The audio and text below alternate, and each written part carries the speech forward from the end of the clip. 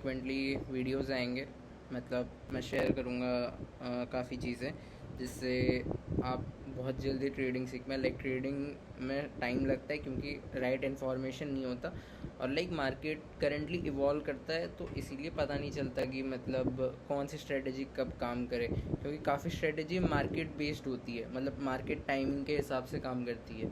मतलब आपने सुना होगा क्रिप्टो में बुल रन जो होता है, भाई क्रिप्टो में बुल रन मतलब 90% एसेट्स बिटकॉइन को फॉलो करते हैं। बिटकॉइन पंप करता है तो हर चीज़ पंप कर लेती है, लेकिन नॉर्मल ड्राई मार्केट में वैसा नहीं होता, आपको प्रॉपर एनालिसिस करना पड़ता है। तो काफ़ी चीज़ें बताऊंगा मैं। तो हाँ, और एक चीज़, अब मोस्ट प्रोबेबली हर हफ्ते वीकली एनालिसिस आएगा गोल्ड का। लाइक अगले हफ्ते मैं क्या प्लान कर रहा हूँ उसके बारे में बताऊँगा, और पिछले हफ्ते में मतलब करंट वीक में कैसा ट्रेंड रहा, क्या रहा, वो उसके बारे में बताऊँगा। और कभी कभी डेली एनालिसिस भी डालूँगा, लाइक जब पॉसिबल होगा तो डेली एनालिसिस भी डालूँगा। ये समझ आ गया? तो आज एक चीज़ के बारे में बताता हूँ। मैंने कल आज ही शायद एक वीडियो, आज मतलब आई गेस 24 जून को मैंने एक वीडियो पोस्ट की थी। कोई मतलब बेयर चार्ट में कैसे आपको एनालिसिस करना है, तो उसी का एक्सटेंडेड वर्जन है कि मतलब बेयर चार्ट में आपको कैसे मतलब समझना है। और मेनली ये गोल्ड की बात कर रहा हूँ, बाकी चीज़ों का मैं बाद में बताऊँगा। बिटकॉइन हो गया, इथेरियम हो गया, यूएस ऑयल हो गया, US30 हो गया, इस सब के बारे में बाद में बताऊँगा मैं। पहले यहाँ देखते हैं, आ जाओ। हाँ, तो देखो आज का जो दिन था 24 जून का, एक तो देखो मैं बताता हूँ कैसे एनालिसिस करना है। कल का दिन देखते हैं, थोड़ा जूम 15 मिनट में देखते हैं, 5 मिनट में ज़्यादा डिस्टर्बेंस है। हाँ, तो देखो ये तो हमारा नो ट्रेडिंग जोन है। कल मैंने इसका वो उसके बारे में बताया था, रिजेक्शन के बारे में बताया था लास्ट वीडियो में मैंने। तो देखो, हाँ एक चीज़ मैं बता देता हूँ, जब छोटी छोटी कैंडल्स बनती है तब ऑर्डर्स एक्यूमुलेट होता है, तब बड़े ऑर्डर्स मतलब बड़े पोजीशंस बिल्ड होते हैं, सो दैट जब मूवमेंट आना होगा तब अच्छा सा एक मूवमेंट आएगा। और जब बहुत बड़ी सी मूवमेंट आ जाए तब एक रिट्रेसमेंट आता है। ये दो चीज़ याद रखना बहुत अच्छे से। न्यूज़ में आपने देखा होगा, बहुत बड़ी सी कैंडल बन गई, उसी कैंडल में ही वो आइदर ऊपर या फिर नीचे, मतलब डिपेंड्स कि भाई अगर बुलिश कैंडल है तो नीचे आएगा रिट्रेसमेंट के लिए, अगर बेरिश कैंडल है तो ऊपर जाएगा रिट्रेसमेंट के लिए। ये दो चीज़ हमेशा याद रखना। छोटे ऑर्डर्स में वो होता है, मतलब पोजीशन बिल्ड होती है, बड़ी कैंडल्स जब बनती है तब रिट्रेसमेंट होता है। कल का एग्जांपल लेता हूँ, ये ड्राई मार्केट था पूरा, ड्राई मार्केट, टोक्यो सेशन में कोई मूव नहीं है, लेकिन एक रिजेक्शन हुआ था यहाँ पर। आपको वेट करना है, वैसे आप इस जोन पे ऑर्डर ले सकते थे, लेकिन आपको वेट करना है ऑर्डर का, मतलब कंफर्मेशन का वेट करना है।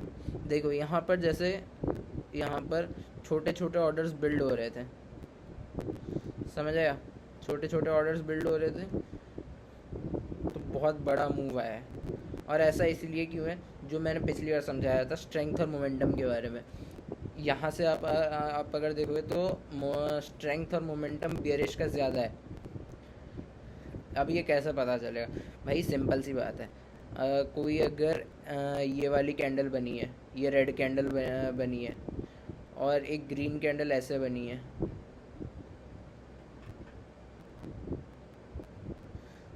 मतलब दोनों इक्वल विक्स है, तो भाई ऑफ कोर्स रेड कैंडल ये वाली ज़्यादा स्ट्रॉन्ग है।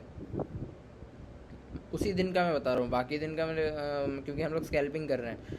तो भाई देखो यहाँ से स्टार्ट हुआ है, तो रेड कैंडल के नंबर ऑफ रेड कैंडल देखो और उनका वॉल्यूम देखो, स्ट्रेंथ देखो, बहुत ज़्यादा है। तो मतलब दिन बेरिश पे हमें देखना है ज़्यादा।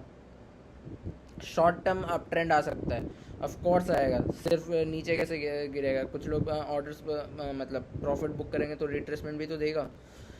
तो चलो, हाँ, तो ये मतलब बेसिक सपोर्ट रेजिस्टेंस तो भाई मतलब देख के ही आना चाहिए। तो ये सबसे बेसिक रेजिस्टेंस जोन है,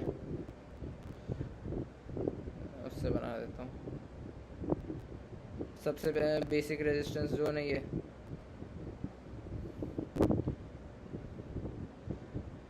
और यहाँ से देखो, यहाँ पर आया मूवमेंट देखो, ये वाला बहुत स्ट्रॉन्ग मूवमेंट है।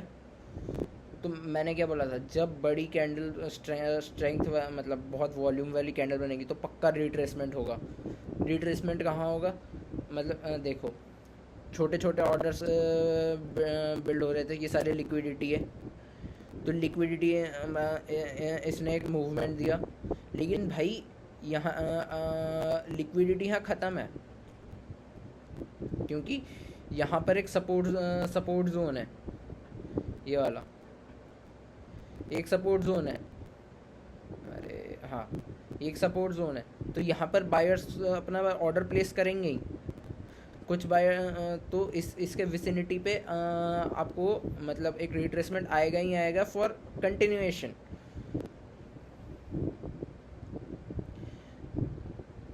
तो यहाँ पर देखो, तो लिक्विडिटी चाहिए और नीचे मूव करने के लिए। और नीचे क्यों मूव कर रहा है, वो fundamental analysis like macro economics, जो वॉर की सिचुएशंस वगैरह हो रहे हैं उसके लिए ये सब हो रहा है। तो भाई यहाँ देखो, यहाँ उसने लिक्विडिटी ले ली। और पहली बात, ये मैं टोटल ऐसे एज अ होल मैं एक्सप्लेन कर रहा हूँ। अगर ऐसे डे का एनालिसिस करें तो बस हमें यही मूव कैप्चर करना था। अगर आप ऐसा प्रॉपर ट्रेंड वगैरह देखो, स्कैल्पिंग कर रहे हो तो मतलब मेरी काफ़ी स्ट्रेटजीज़ हैं जो मैं डिफरेंट मार्केट कंडीशंस पे फॉलो करता हूँ, जिसमें मैं बाय और सेल दोनों एक ही दिन में लेता हूँ। तो देखो यहाँ पर इसने लिक्विडिटी ली, ये वाला जोन पे यहाँ पर लिक्विडिटी ली। उसके बाद से आज का दिन में देखो ये हो रहा है। आज का दिन का एनालिसिस करते हैं।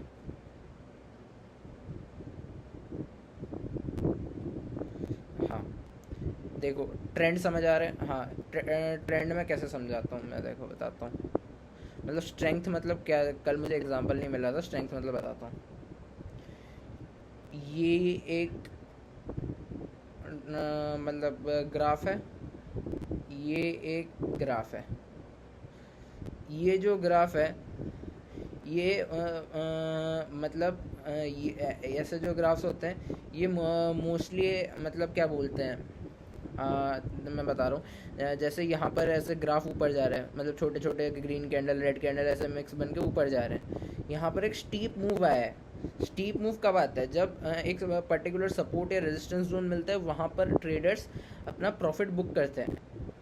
तो ये प्रॉफिट बुक हुआ है। लेकिन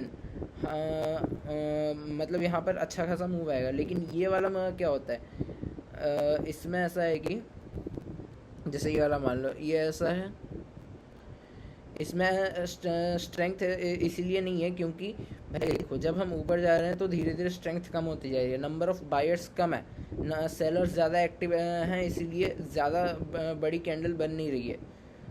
वॉल्यूम होगा तभी तो भाई कैंडल बनेगी, बायर्स का वॉल्यूम होगा, बायर्स का वॉल्यूम ही नहीं है।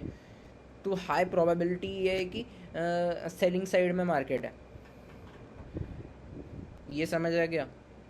तो मैं आज का एग्जांपल बताता हूँ, 24 जून का। आज मैं शायद ये वीडियो 25 जून को कल ही करूँगा। हाँ देखो, मैं एग्जांपल ले रहा हूँ, मतलब ये हमारे ट्रेडिंग टाइम में तो नहीं है, लेकिन देखो ये एक वो हुआ, क्या बोलते हैं, रिजेक्शन।